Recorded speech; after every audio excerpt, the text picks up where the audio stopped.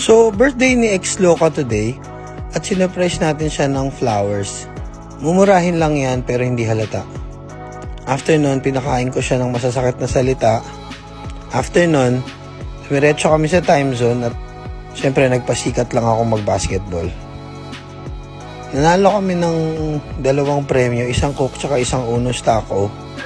At nagpabili siya ng tsinelas para may regalo daw ako sa kanya. Grabe demanding. Bumili na rin kami ng 2 massage chair dahil wala akong magawa.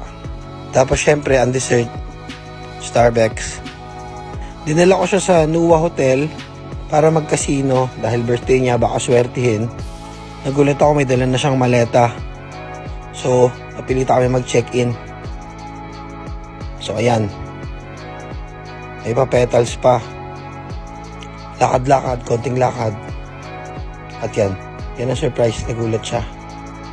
Di niya alam, sweet din pala ako.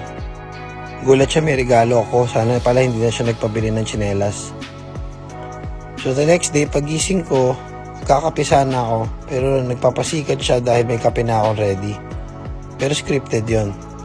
Nag-breakfast kami beside the pool, kahit pwede naman sa loob, para ma-feel namin na social kami. Ito yung kunwari nagkakape siya pero wala naman laman yung tasa. Tapos ito, scripted din na masaya siya.